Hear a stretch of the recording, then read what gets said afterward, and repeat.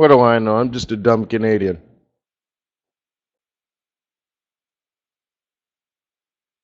Now, I thought the jumbo was interesting because, like, the English translation was, I hope your day doesn't suck as much as usual. Something like that. I'm like, wow, you know life is tough when a nice greeting to a friend is, I hope your life doesn't suck as much as it normally does. And you're like, oh, thank you so much. That's so kind of you. It's Zulu. It is Zulu, right? Yeah. Yeah. Yeah, like, oh yeah, that's so good. Yeah, me too. I hope my life doesn't suck so bad. Hey buddy, how's life? Sucks less and less every day. Awesome. All right, so without further ado, let's get our pips on, huh?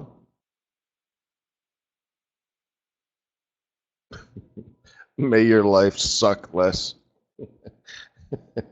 That's my new. I should write it on my wall.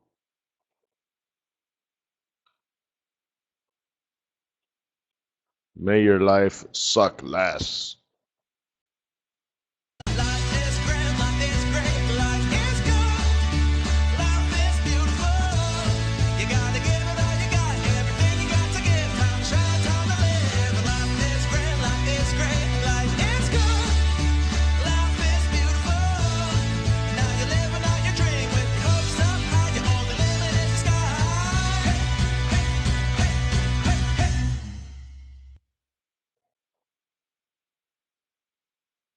G'day, mate.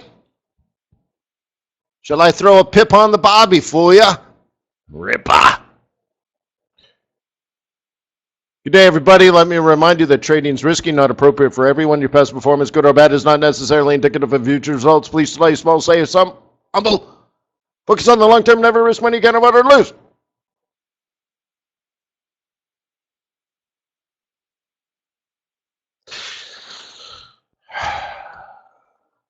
Trading in off-exchange foreign currency transactions involves substantial risk of loss and may not be suitable for all investors. You should carefully consider whether trading in Forex is suitable for you in light of your circumstances, knowledge, and your mama. You may lose all or more than your initial investment. Opinions, market data, or trade discussions are subject to change at any time.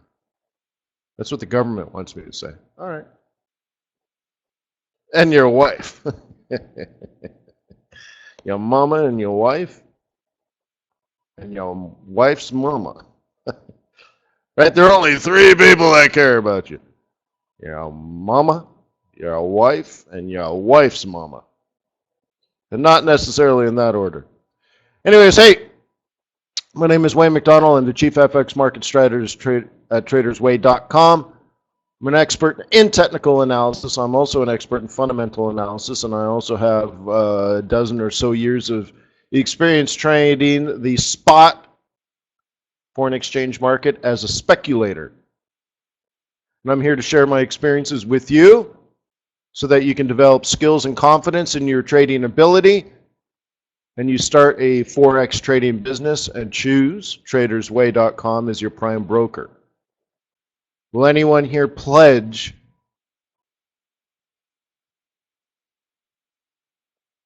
for that to be the case? Yeah, be careful, YJ. We'll take a look at that. How many people pledge? Pledge! God dang it! Pledge!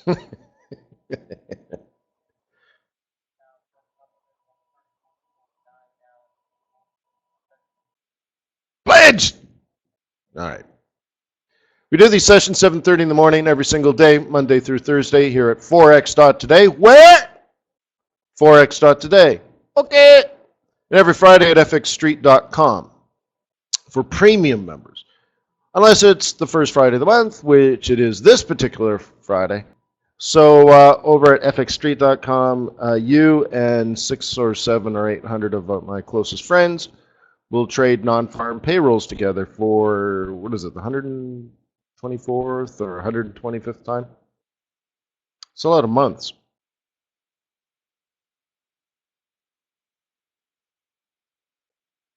So YJ brings up the peso trade. I gave you a video to watch.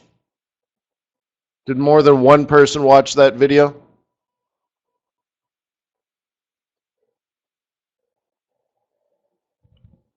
Paulie did. Stefan? Yeah. Hey, my pleasure, Paulie. Oh, and another Paulie. This is my brother Paul, and this is my other brother Paul. Right on. YJ already knows, of course. James did the trade, yeah, and posted it last month. Right on. Puccini says was not here for the homework. What? All right, Puccini. All right. All right. So let's get to the live market, and that looks like that. Now, Richard, you said you posted a plan. I don't see it here in the trade category. So either you posted it a while ago, or you got it in the wrong category. Let's see. All right, I see this one. So you got it here.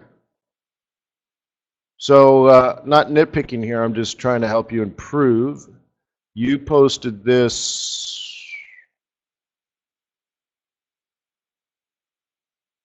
somewhere. Books. You posted it in Forex books. So let's take a look. We'll get this fixed. All right, let me just post whatever that is. I don't know what that is. Okay. See up here in category, make it Forex trading ideas.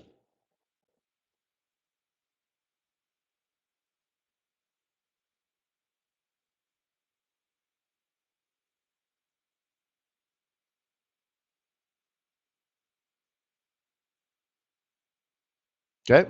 Got it? That way it gets categorized properly. Also, if you're advanced, click on advanced setting and throw down some tags.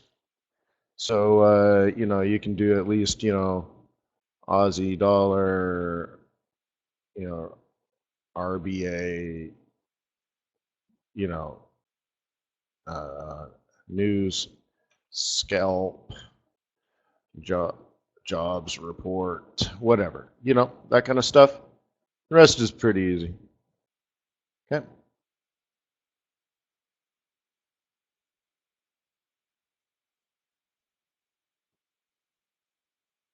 Okay.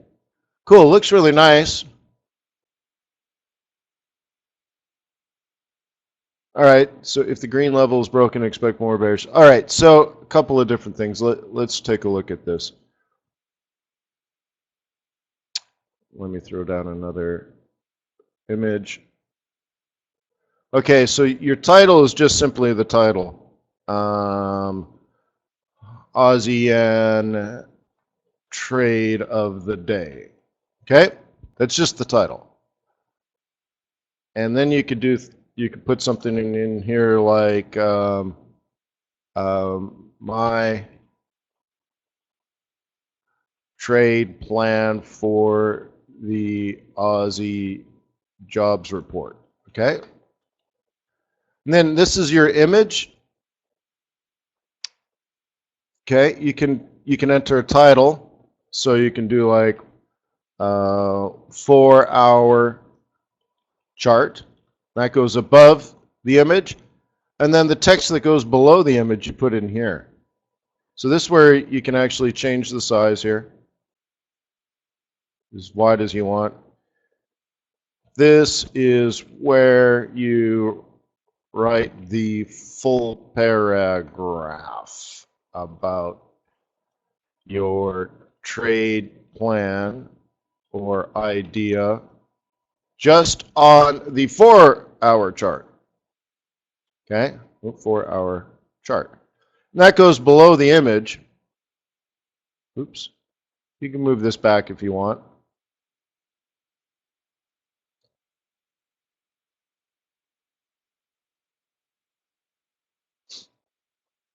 Okay.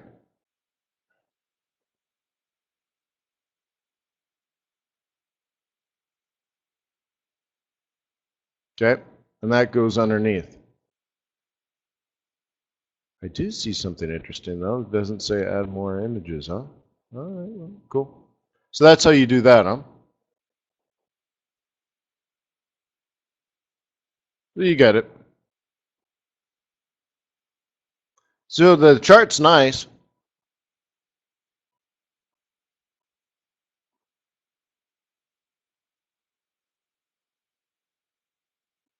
Cool.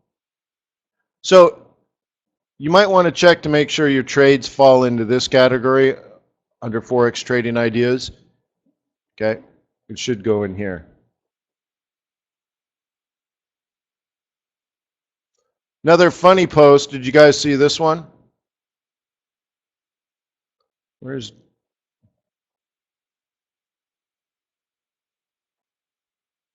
I think it's this one.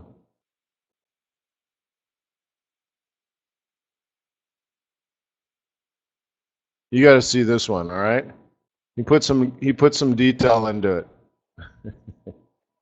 Good planning and bad planning. Here, take a look at that. It's pretty funny. Quite visual, let's just say. Okay, so anyways, let's check the calendar for today.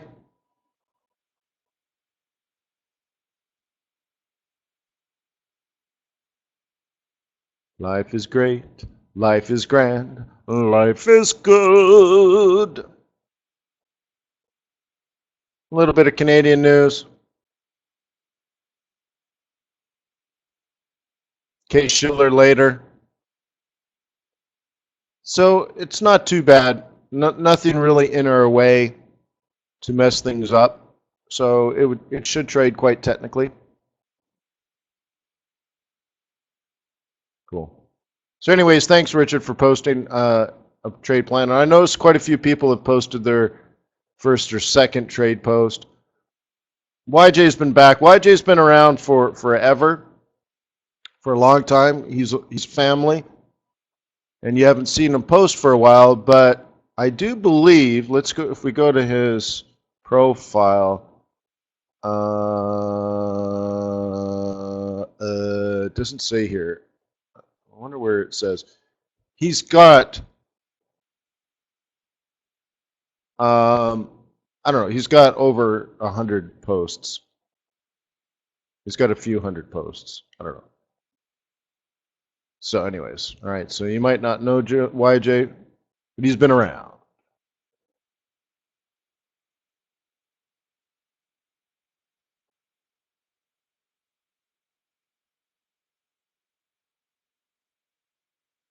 Yeah, I don't know, Miles. I noticed one post had an odd issue, so I'll take a look at that.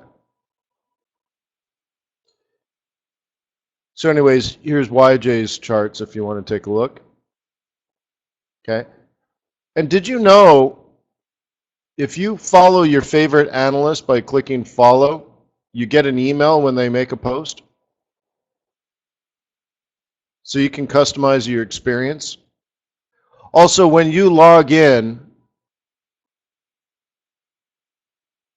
Forex.Today, you go to your private dashboard, and the people you're following get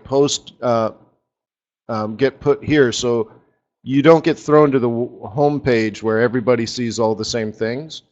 It custom makes your experience so that it organizes by newest, of course, all the posts by all the people you're following right here.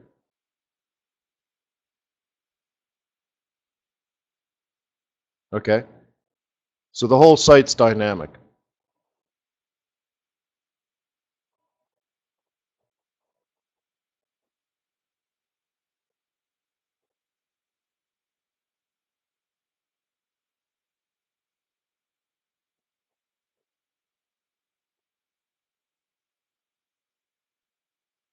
Comment number weird.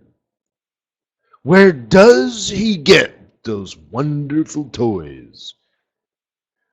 Snagit is a very common tool.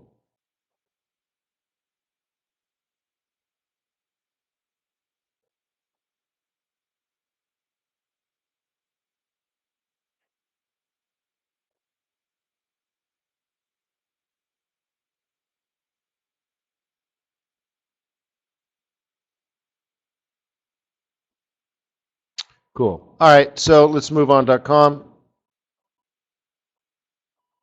Ba ba ba ba ba ba ba ba ba.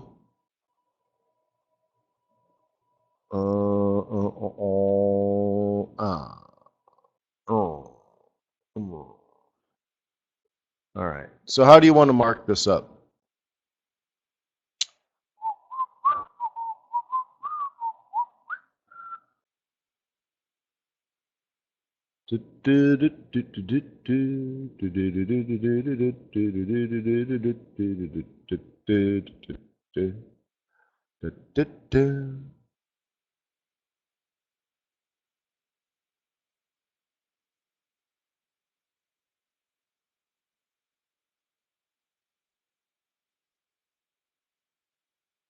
So it's moved from 12 to 14 already to the upside. The thing is, is it going to go up to 18? Take a look at USD Swiss franc.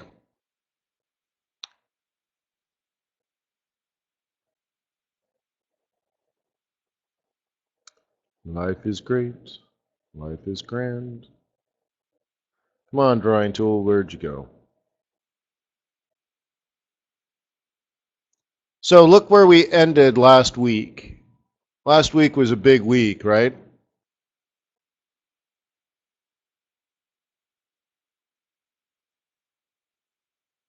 Okay, look at that. So once again, I highlight things like this because you need to train your mind to think in a certain way. According to this, and by the way, the bottom is the weekly central.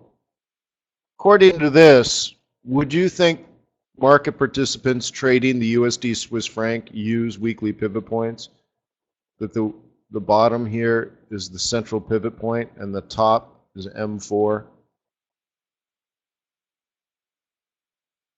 I think it would have gone higher, but we kind of ran out of time, right? But I don't think that's a coincidence. And I still train myself, right, to think that way, right?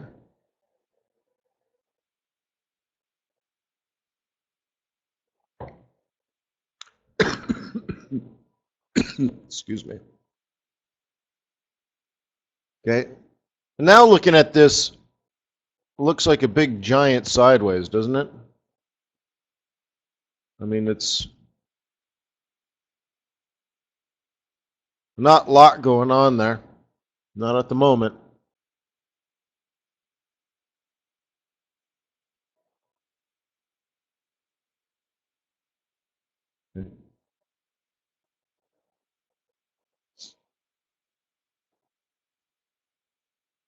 See where we're going.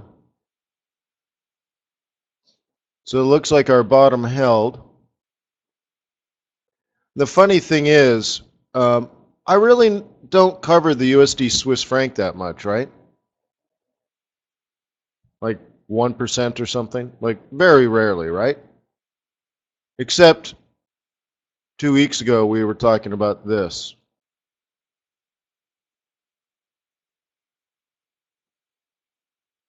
Right? Isn't that funny? Now we're up here. Yeah, for good reason, right? I think Miles was still on the bandwagon of, oh, I can't trade Swiss franc because the Swiss National Bank screwed me over, right? But let's pay attention to the facts, right? It did, oops, it did reverse. It did come up. It did do what you would expect it to do. Okay, it didn't go up.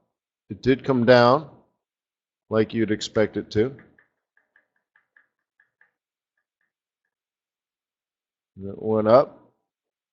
It hasn't come down yet. So don't be shocked if we do this, right?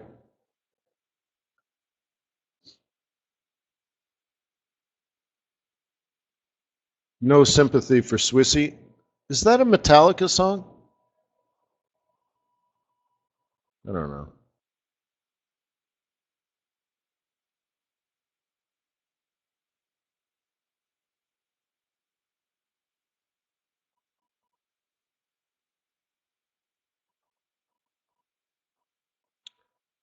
La la la la la la la la la. I think we'll have to do that.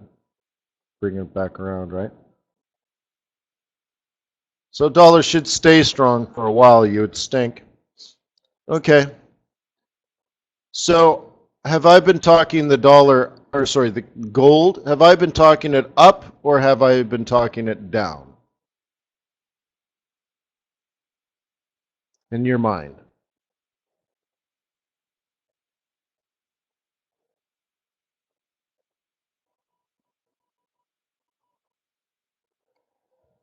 Down, down, down, down, down, down, down. And why? Because that's what's more important.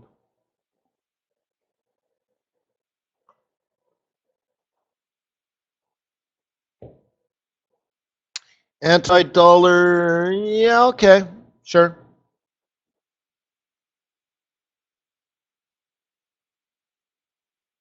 Yield, central bank divergence. Really what I'm looking for is the end of negative interest rates.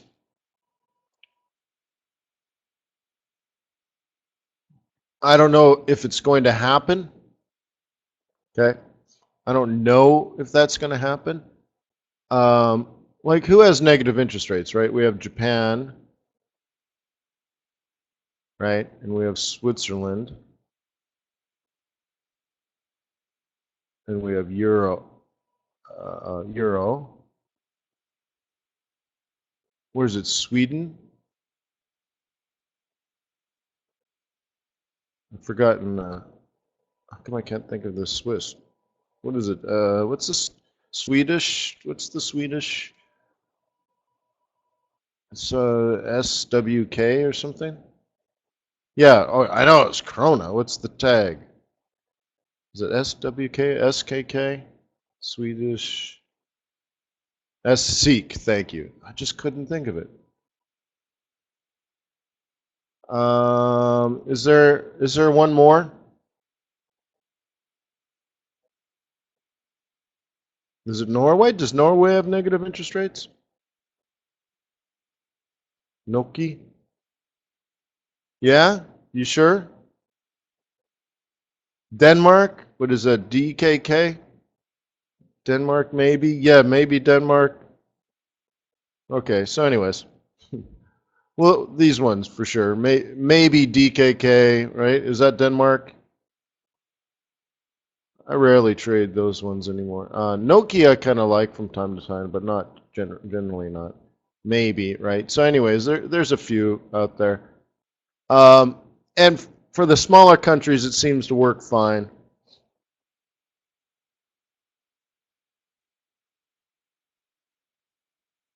I got that. I got the euro, dude. Right? Yeah.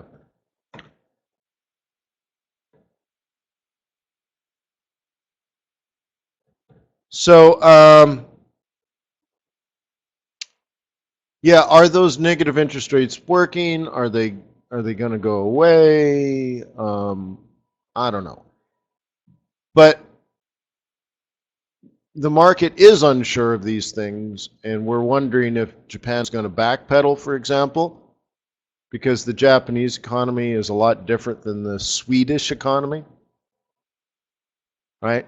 So anyways, one of the things I've been talking about is that if negative interest rates are reduced, that means actually interest rates are going up, and therefore gold should come down. And it's not necessarily the anti-dollar, but I'll accept that because that's not wrong. It's not the answer I'm looking for, but that's acceptable. But it's just simply that gold is less attractive to own when interest rates are rising, because gold doesn't pay any interest rate. So if interest rates went from -1% to 0, that's actually an increase in interest rates by 1%, and that would make gold less attractive. So gold is attractive when interest rates are -1, but when interest rates are 0 or 1, then gold is not attractive anymore. Because you might as well hold the bond that pays you 1%, or hold the bond that pays you 0, but has no carrying costs.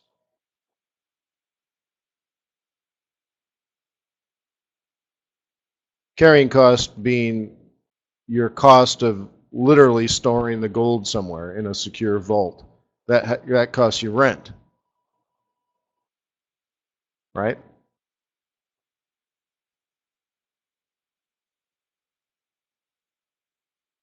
So that's it. So if you think those negative interest rates maybe are going to, maybe it's failed and it's not working, then gold should come down. But to flip it the other way, if you believe the Fed will raise interest rates in September or December,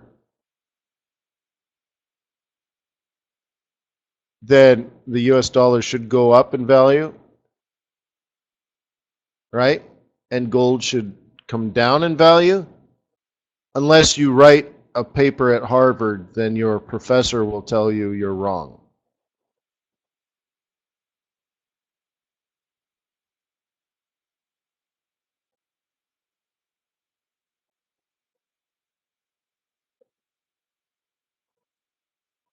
Now we know it's true, but not in the professor's model.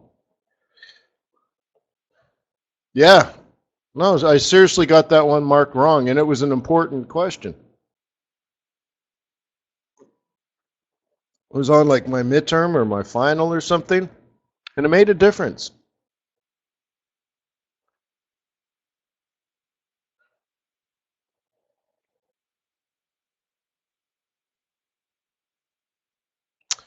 Puccini says, could a rate hike hurt the stock market?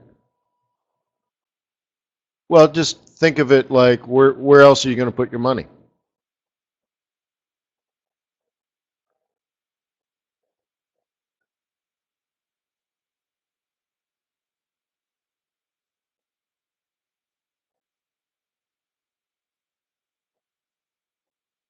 Yeah, maybe JGBs. How many JGBs do you own, Miles?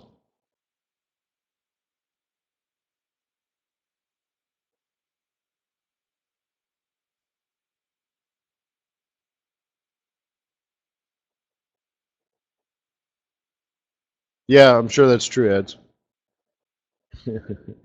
I'm just saying most people don't own any JGBs. Institutional investors do, right?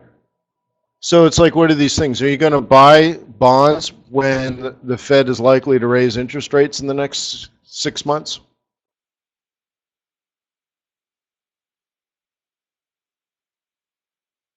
If you think the Fed's going to raise interest rates by the end of the year, you will not buy bonds.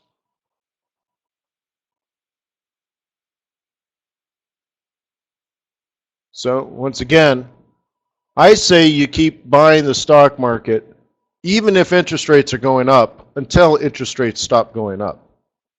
On that day when the Fed says, we're done, we're going to sell everything.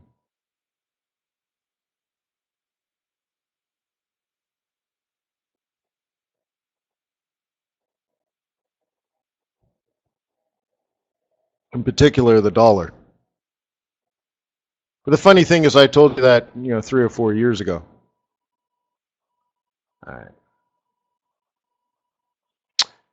All right. So, anyways, there's gold. I wouldn't freak out about it yet.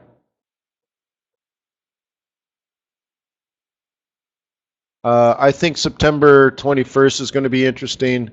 Or just say the end of September will be interesting because we're going to learn from the ECB, we're going to learn from the Fed, and we're going to learn from the Bank of Japan. And a lot of those are giant question marks. Like, what if the Fed does raise interest rates? They're spending a lot of time preparing the market for it.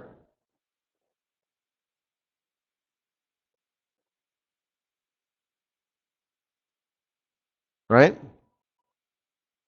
And then what is the BOJ going to say about their analysis? They're doing some sort of analysis. So I don't know. There's a lot of question marks yet.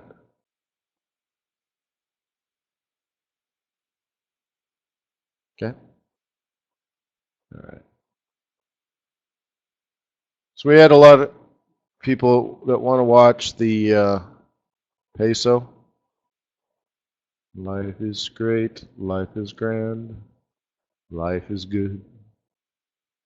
Life is beautiful.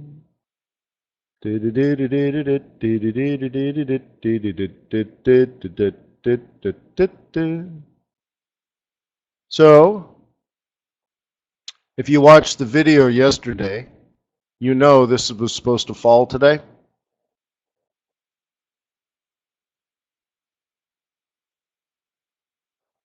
Well, Zelda, you said nobody seems to believe the Fed talk anymore. You know what? I listened to the Fisher was interviewed today by Bloomberg. Okay, fine. It went as you would expect. And then Bloomberg just immediately spun the whole thing. And it was like they twisted his words around. That's why I just generally don't like listening to the news anymore. They just hyped it all up and twisted his words around, and like just it was a mockery. So it's not that nobody believes the Fed talk anymore. I don't believe the media anymore.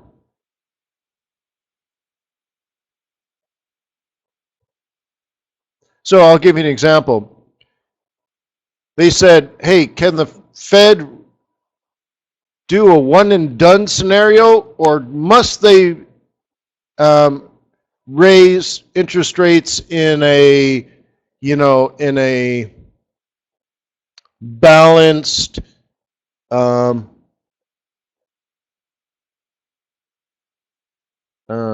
sequence? Like they were basically saying, are you just going to raise interest rates every 6 months, right? Or can you just do it once and be done? That kind of stuff, right? So, I forget the wording, but that was the question. Can the Fed be raised? And they literally said one and done. Can the Fed just raise interest rates once and be done? Oh, there's Fisher right there, right?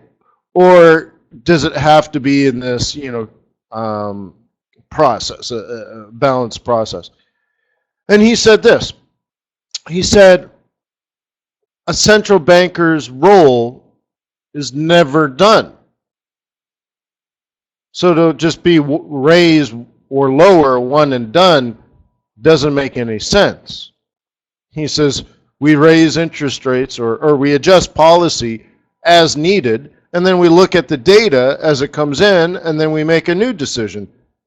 But a central banker would never just say, all right, we raised it and now we're done. Like, what are they supposed to do? Quit their jobs? Stop being central bankers? Like, oh, we're one and done. Right? Like, it's like, that just doesn't make sense. So we adjust the policy as we believe it's needed, and then we look at the new data coming in, and then we make decisions based on what happened, the reaction to what we did, right?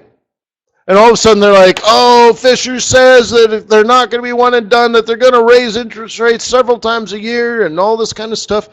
And they really, really, really exaggerated what he said.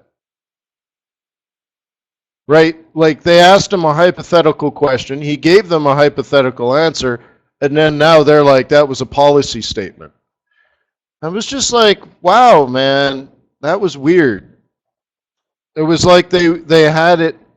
And you would, if you ask that question, he's going to respond that way. So it was almost like they were ready to say that the Fed is definitely going to raise interest rates several times and all this kind of stuff. Yet all they did was ask him a stupid hypothetical question. So just be careful, guys, is all I'm saying. Going back to our world, the world of reality here. Yesterday, I very casually said, okay, well, the Mexican peso is about to get strong. And somebody new yesterday said, what do you mean? How do you know that? I'm like, oh, well, I did a video like, I don't know, a year ago telling you. Right? So watch the video. So here it is today, and the US dollar is quite strong, right? I think you'd agree with that.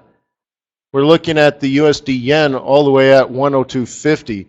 It was just Friday. I remember I was chatting with Ryan, and I'm like, Hey, Ryan, USD yen back at 100. Right? 2 hours later, we're at 102.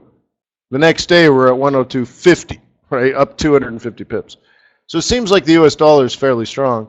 So it's really hard to believe that the peso would be stronger. The Mexican peso would be stronger than even the US dollar. Probably the strongest currency on the planet for obvious reasons, right? And yet here it is, 24 hours later, from my comment yesterday, we were up here. Maybe this rolls over and does a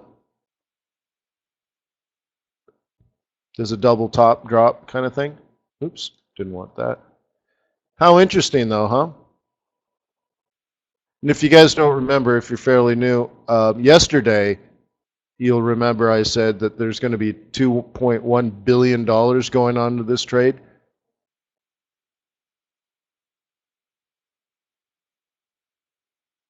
Yeah, James says that's why he won't try this month because the dollar's so strong. Yeah. Yeah.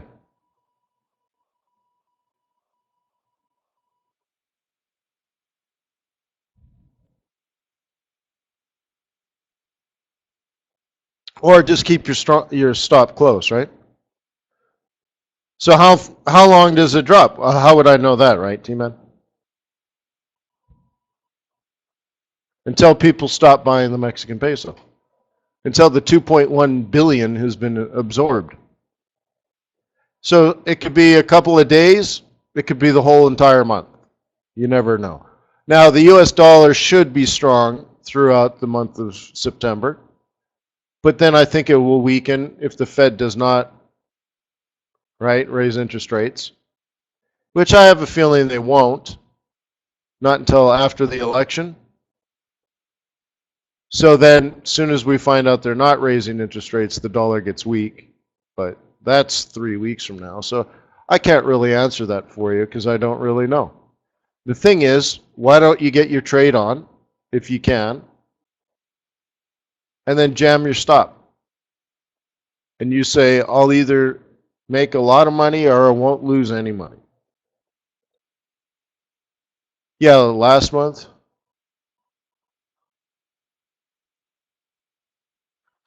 Gotta give it all you got. Gonna get what you give. So here's last month. If you took the trade last month, you sold there. Oh,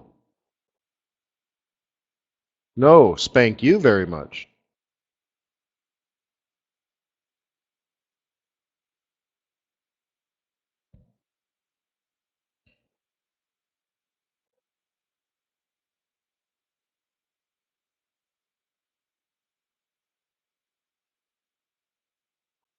Okay? So I don't know. And I never do know.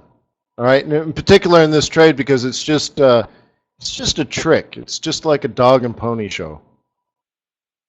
Okay? It's just a trick. It's a quirk in the market.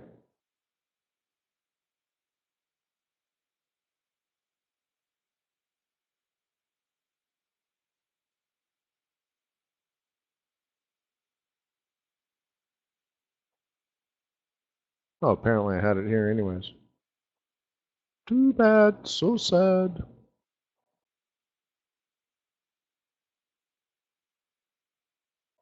Let me look around here.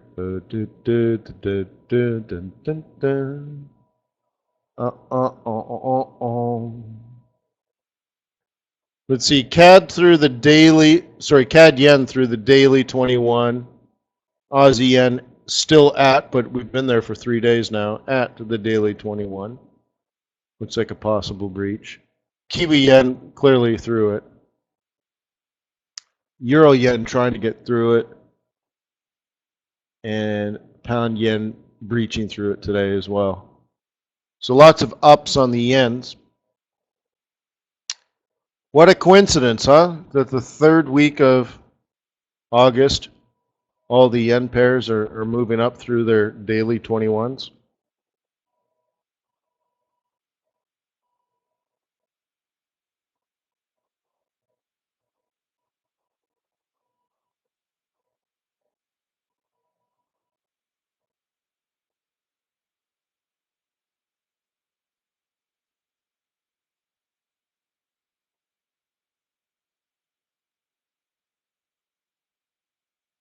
Well, Miles, they introduced negative interest rates and the yen got strong. So does that mean getting rid of negative interest rates will make the yen weak? Not necessarily. What about additional quantitative easing? Why don't they just do that?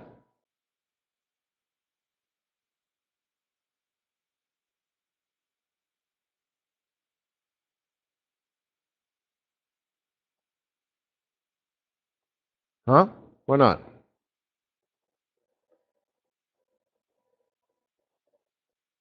The problem is there's not enough bonds.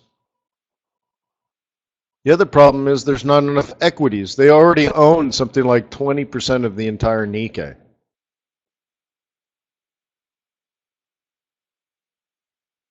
Yeah, so it's like, I don't know, maybe they should start buying real estate or something. I don't know. They're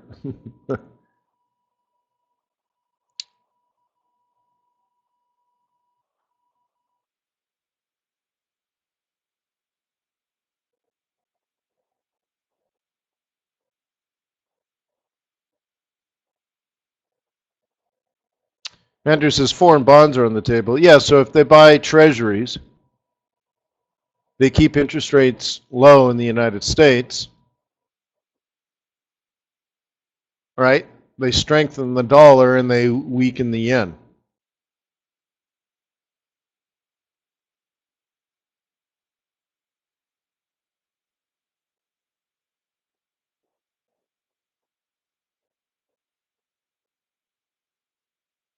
All right, so what do you want to do here? I want to rock. Rock. I want to rock, rock.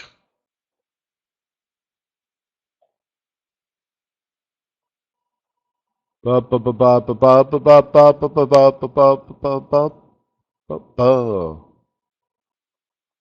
you guys remember being at 114 and 115 recently? What did I call it? I like to use analogies so that you remember things. Yes, there you go, Damon. Yeah, the no-fly zone.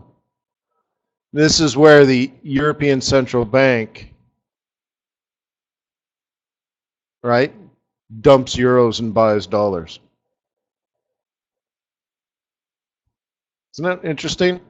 Just like, once again, quite a coincidence that it worked.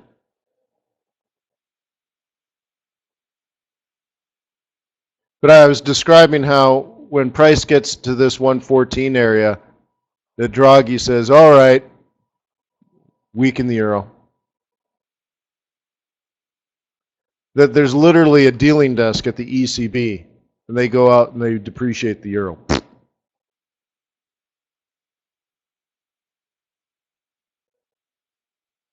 It's an interesting thought, right?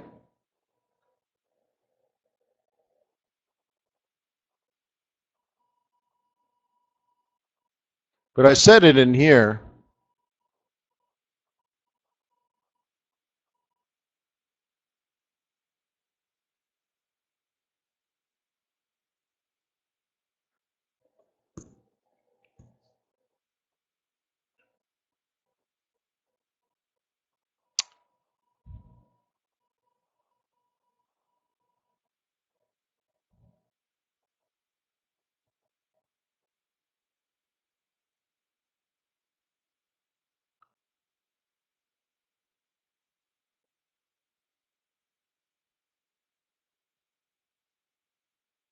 Yeah, Rick. Okay, Rick asked a question. Do I think the Fed will raise interest rates while the rest of the economy, global economy sucks? Yeah, well, let's talk about it. What happens to the US dollar if the Fed raises, let's say, twice in the next 12 months?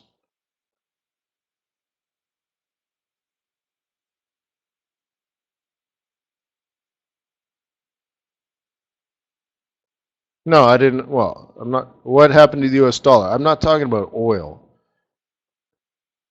By the way, oil has nothing to do with fundamentals. So let's stick to the stuff, Rick. What happens to the US dollar if the Fed raises interest rates twice over the next 12 months? The dollar will go up. Thank you. Will the ECB raise interest rates over the next 12 months? No. In fact, they may increase negative interest rates or something to the effect, right? They may ease even further, correct? So at best, the ECB does nothing, right? But most likely, they'll go more negative. Great. So what should happen to the value of the euro over the next 12 months based on that assumption? What do your models say? Okay. So euro gets cheaper, dollar gets stronger. Is it possible Americans suddenly start buying lots of Mercedes and BMWs? And Maseratis? Lamborghinis and Ferraris? Rick says no. Yeah, they're all crap. Our economy, not necessarily, Rick. By the way, in my neighborhood, where people are filthy, stinking rich, they're spending money like there's no tomorrow. There's so much going on. It's like, it looks like Dubai. There's so many workers, migrant workers. There's so many migrant workers in my neighborhood. It's absolutely, totally ridiculous. So it's booming. There's just money everywhere. You know, we go down to the lake and we throw dollar bills at the geese and at the ducks. You're like, sorry, I don't have any bread, but I'm not using this money. Here you go, little guy. Oh, here you go, little. So look, there's money, man. There's money. So, you know, what am I going to do? Buy a Kia or am I going to buy a Mercedes, right?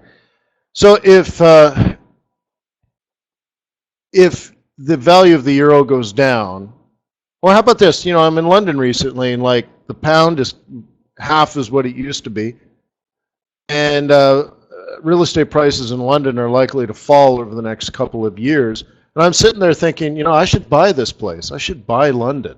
Now's the time to buy London.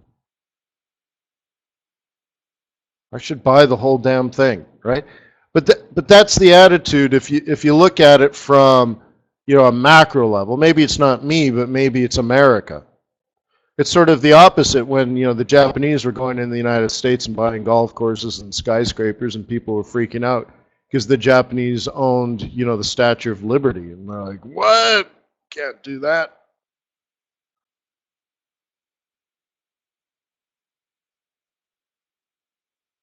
Right?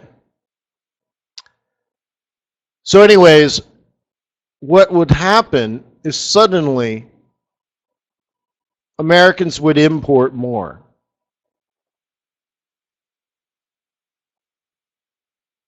Okay? And what do you think is going to save the European economy? The ECB's negative interest rates or the Fed's strong dollar?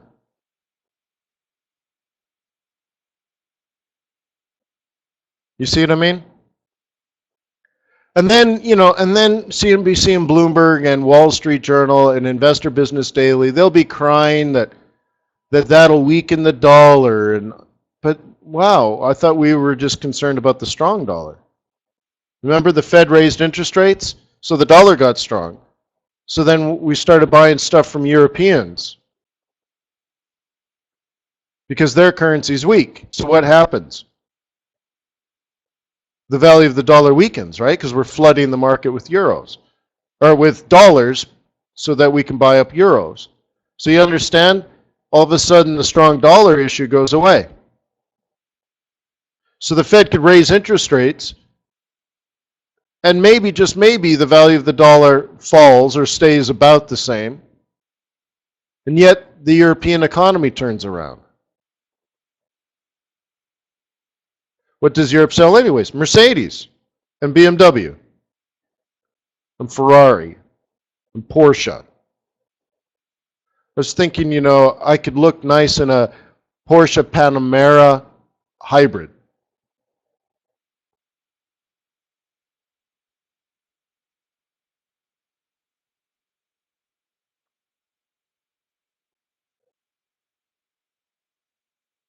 Okay? Yeah, that'd be all right for a family man like myself. Miles says, what a cliche. Really? No, I'm a family man. 6 series, $4. Really? They're so heavy. Yeah, well, the thing is, I used to have a really nice Mercedes, and my wife won't let me buy another one because it was so expensive.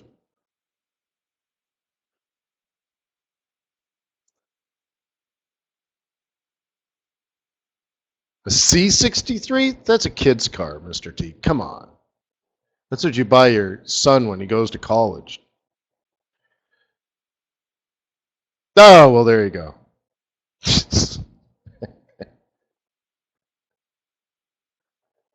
A C. C stands for cheap. Stick a cheap. Stick a 6.3 liter AMG engine in a cheap car. All right. Yeah, they're fine. Yeah, they're fine, Brent. Um, you know, but anyways, the maintenance was just ridiculous. So, but anyways, so you asked me, about Europe and about the strong dollar.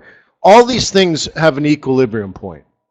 So you can't think like the Fed's going to raise interest rates, so the dollar's going to get strong, and that's that. Euro's going to go down to 23 cents. No, no, no. There are equilibrium points. So you're like, why would I buy a Ford when I can buy a BMW? Right? You go to your Ford dealership and they're like, oh, yeah, well, we got this new Mustang Cobra, blah, blah, blah, blah, blah. I'm like, well, I can get a 911 for that price. Why would I buy this thing? Oh, but the rear slip differential. No. All right. So off you go, right? So if the cost of a Mustang goes up and up and up and up and up, and the cost of a Porsche goes down, down, and down, I'll always take a baseline Porsche 911, not a Boxster. That's not a Porsche. When you take the baseline 911 and the totally souped up all you can get Mustang, I'll take the baseline Porsche. All right, so what happens is you get an equilibrium effect, and that strong dollar gets spent. Strong dollar doesn't do anything unless you spend it on things, right?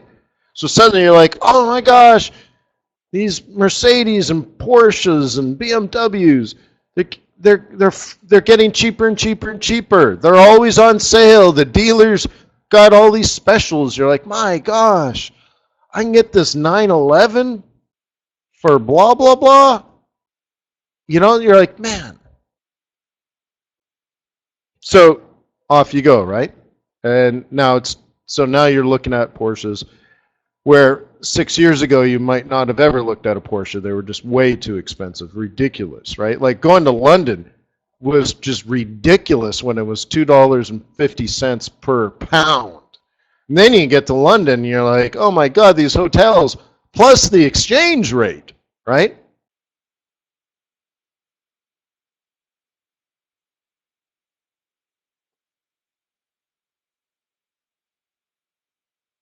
Okay. So Rick, if you send your money to Europe, the European economy will rebound. That's the idea. That's the equilibrium point where American products will get expensive. European products will look more affordable, and you will take your money there. Yeah, I got it. It's no big deal, right? It's better than expected, but as I already mentioned, it's really not that big of a deal today. But it is industrial production plus 0.2 versus negative 0.3 differential, positive differential plus 0.5, whatever. So anyways, what we're talking about is money flow, global macroeconomics. So if the dollar gets strong, we will go where the deals are. Okay? So if we can buy products and services out of Europe because they seem cheaper than they used to be, then we'll draw down their inventories, and then those retailers will have to put in new orders, and the factories will have to retool and revamp and restart and maybe add a second shift, which means now they need to hire people, and so on and so forth. Okay?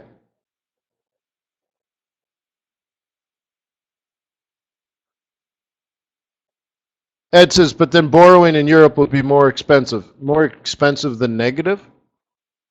Right now, if you want to borrow money and you're a European company, they pay you money to borrow money, and you're not borrowing money because there's no reason to borrow money when there's no work. All right? So you have to understand the situation is dire in these places. It's not a good thing. So if things get so good in Europe that they have to raise interest rates to zero, then so be it. No, Rick says, so people get USA get laid off. Why? No, don't think that way.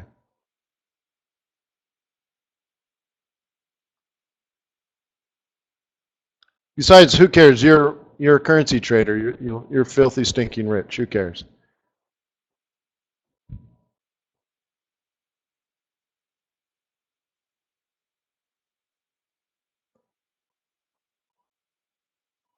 Okay. So, anyways, let's drop into a smaller time frame.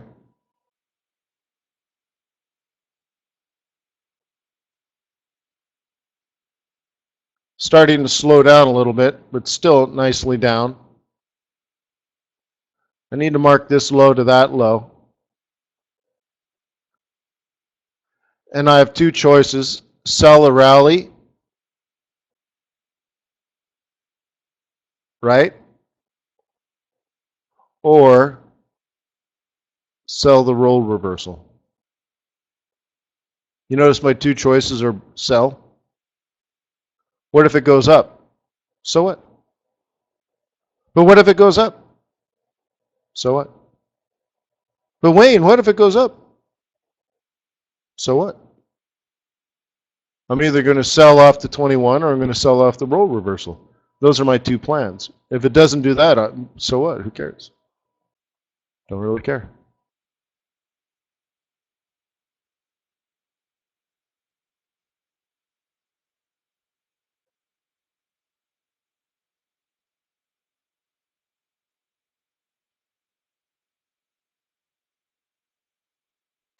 To draw it differently for you, just so we can see it. You can do it down here if you want.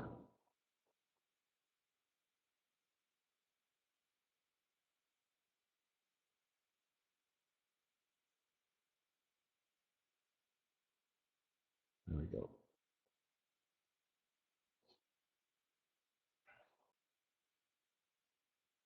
Beautiful trade up in here, huh?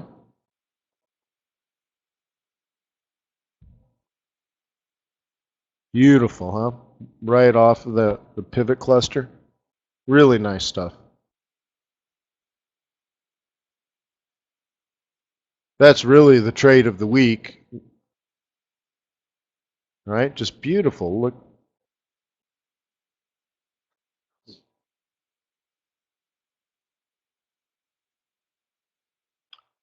Life is great. Life is grand.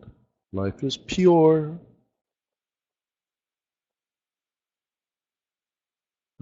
Complicated. All right.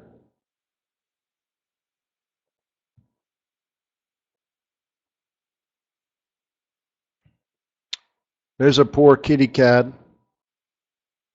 getting crushed.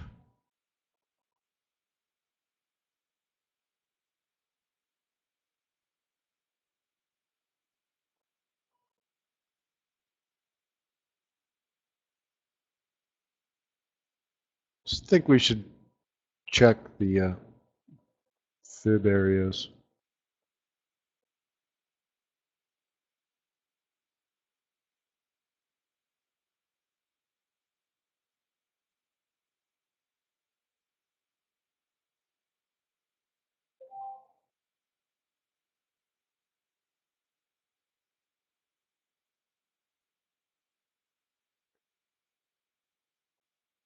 Yeah, it's a little bit of a dangerous zone, I think. Excuse me.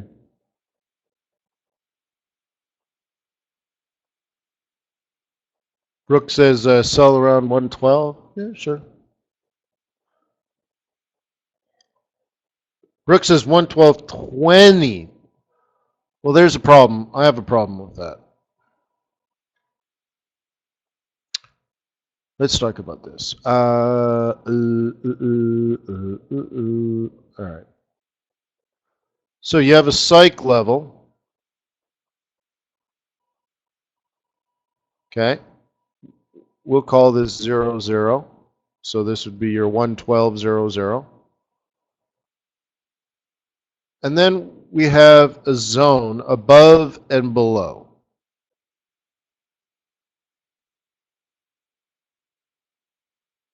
Okay. This is,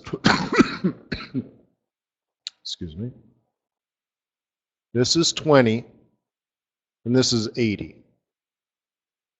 Okay. So just imagine 111.80, 112, 112.20. Got it?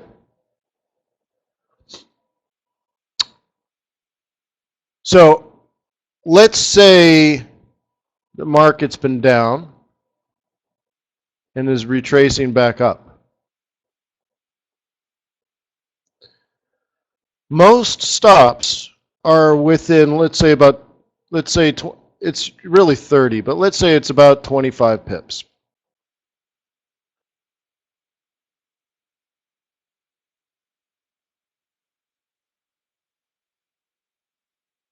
Okay? Which means if traders are going to trade back down and sell around 80 to 0, 0, depending somewhere in there, they're going to sell again. Their stop is going to be sort of up high. Right? Their stops are going to be in here. Or if price is coming down, okay, it's going to want to turn back up this way, and their stops are going to be kind of down in here, right?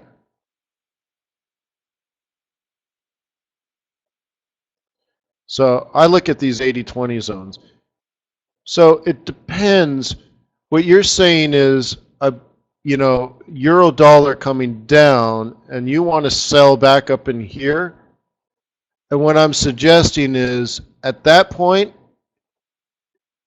if you're selling at 20, I think it's about to break out and it's on its way to 50. Because so many people would have sold it at 80 or 90 or 95 or 0. Okay? So this is the sell zone. So that once you get close, like 10, 15, and 20, you're hitting these early stops, which then will prop it up to 20, 25, which will hit these guys' stops. And very often what I've seen in the market is if you're selling at 20, you're going to lose that game because other people are getting out of the earlier trades, and it's going to pop up to 50. Not only because of bulls, but mostly because of bears getting knocked out of their shorts. Because the place you're supposed to short a situation like this, downtrend, retracement back to the psych level, that where you're supposed to sell is between 80 and 0, 0, and you're getting knocked out somewhere between 10 and 25, right? 10 and 30, really, right? So if you're selling at 20, everyone else is getting out while you're getting short. And by getting out, that pushes the market long.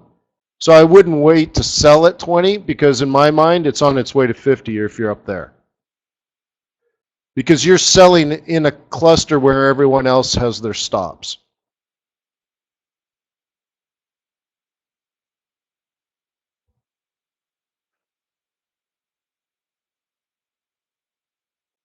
Okay. Richard says it's not scientific, but it's 12 years of observation.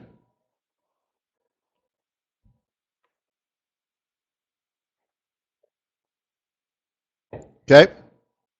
And the same thing, guys, if it's an uptrend, so let's say you have a move like this now, you went through here, hit 50, dropped back, and you believe it's going to go up and make new highs, then you're buying somewhere between 20 and 00 because you believe it's going to bounce off the psych level and head back up and go even higher, right? But you know you're wrong when you drop below the psych level of 00, right? So where's your stop? Well, somewhere around 90 or 80.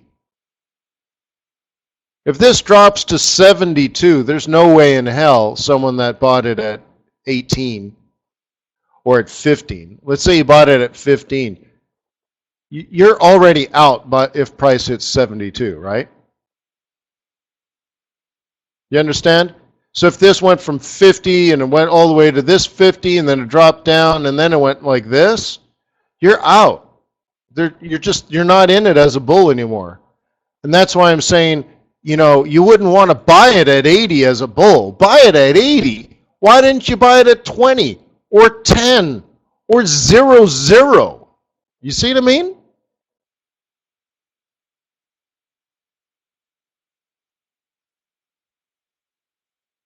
If you're so bullish, you should have bought it above the psych level. Certainly not below it, because that's where all the stops are. Okay? So you just know where the stops are. Can you actually see them? Right? Richard says, you know, can you actually see them? Do you know it's a fact? No, I know it's not a fact. But if you know how you're supposed to trade, then you know, and others know how to trade, then you just know where they would put their, you just know where they would put their stops. So for example, do you know how to play blackjack, Richard?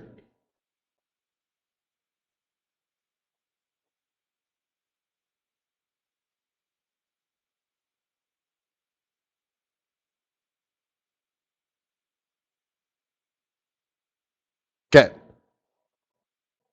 Dealer gives you a 4 and a 5. Do you hit or do you hold?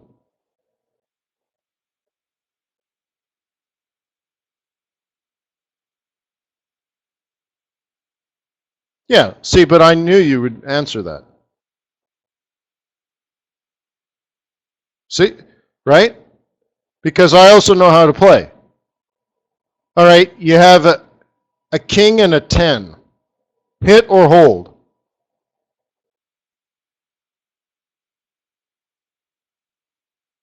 See, I knew you'd answer that as well.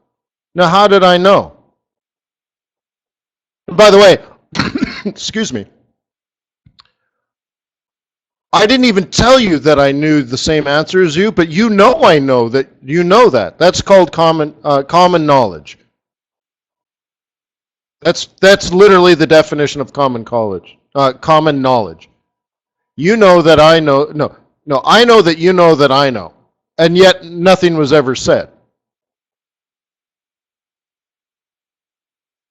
Right? The common knowledge.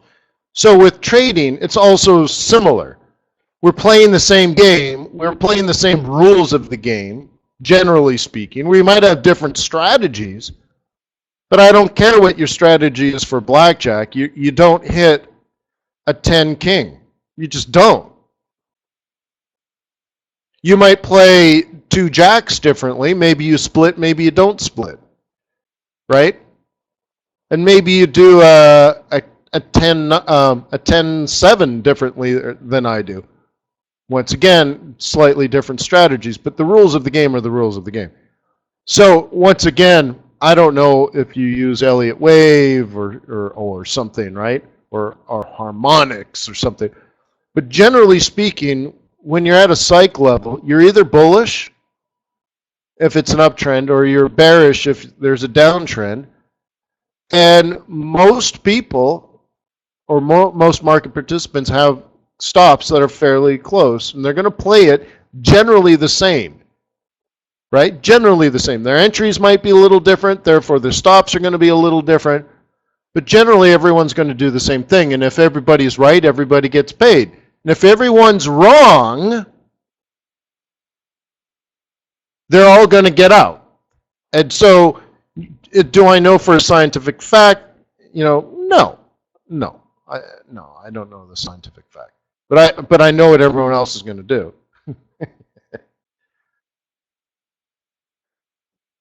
But am I actually looking at the orders? No. But I know they're there.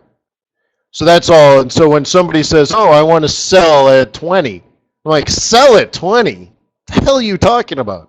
Nobody sells at 20. That's where all the stops are. Right? So it's just my job to explain that. That's why I'm here, right? You don't sell at 20. Why don't you sell at 90?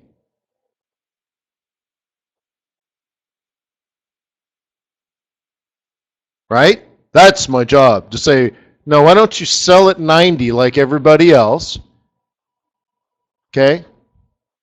And if your stop is 25 pips away, right, or 30 pips away, then your stop is at 20. And that's where everyone's stop is.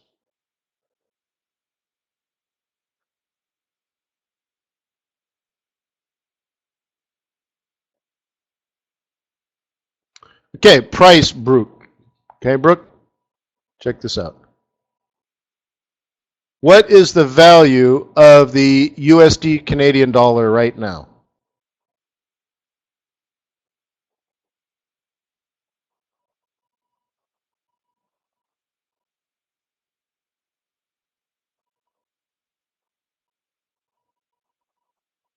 What is the value of the USD Canadian dollar right now?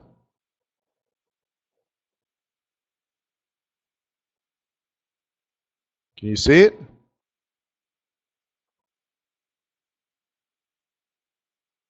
What is it? 50. So 130.50. So we have psych levels at 130.00. That's what I'm talking about, the 00. Midpoint psych level, 130.50. Okay? Now we're talking about if there's a downtrend, so let's say price dropped below here and was coming back up to 130, I think people are going to want to sell this again, because I'm telling you now, if it's a downtrend, people want to sell it. Why? Because it's a downtrend. So where are they going to sell it? Well, some people are going to sell it at 30, but some people are going to sell it just before 30. Well, how close to 30? Well, what I was just saying to you is, how about 129.80 or 129.90, for example, or 130.00. Okay? If your stop is 30 pips away and you sell at 80 because you're super aggressive, where's your stop if your stop is 30 pips away?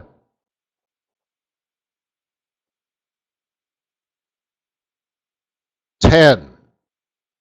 If you sold at 90 and your stop is 30 pips away, where's your stop? 20. Okay? And that's where most of them are. And I don't know where I got this stat, but I heard it many, many, many, many years ago. I don't know where I got it.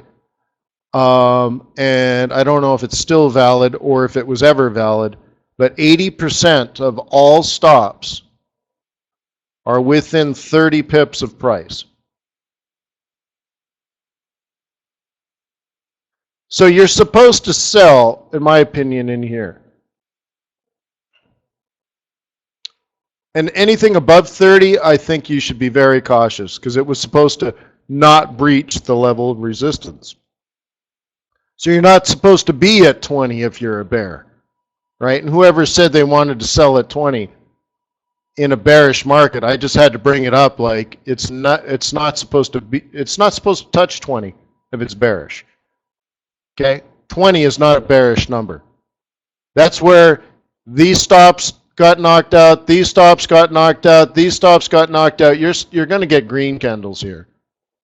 And the last thing you want to do is sell that, because we're going to get all these green candles, not necessarily from bulls, but because bears are being stopped out, and it's going to pop up and it's going to hit 130.50, and then it's going to come down again. Why?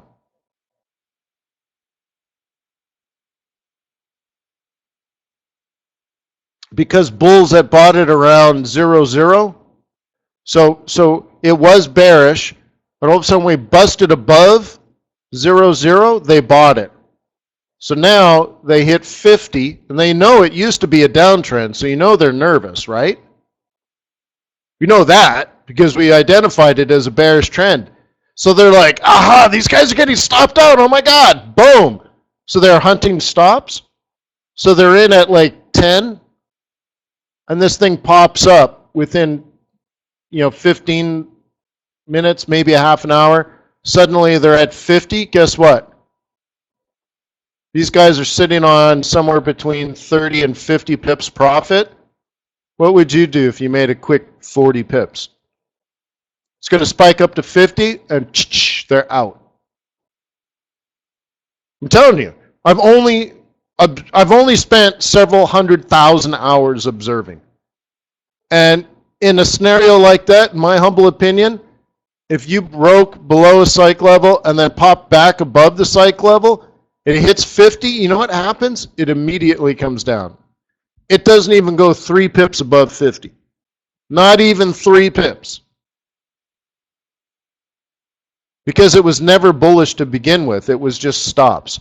So anybody that went bullish, they're scalpers, and they took their money and they ran.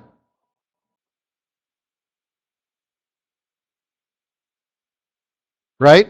And for all we know, if on a higher time frame, all that happened was we breached a 21 EMA, went up, hit the 55, and now we need to double bottom, which means we need to get back down to here. Okay? So anyways, I've taken too much of your time, and I apologize. I hope you enjoyed the webinar today, and I hope to see you again tomorrow. I got to go trade the stock market open.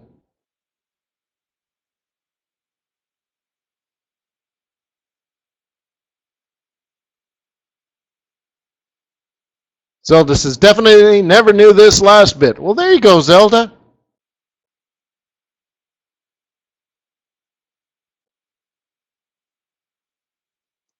Guess there was a reason for me to get out of bed, huh? That's good. So peace on earth. May the pips be with you. May your profits be above average. I'll see you tomorrow. Yeah? Great. See you then.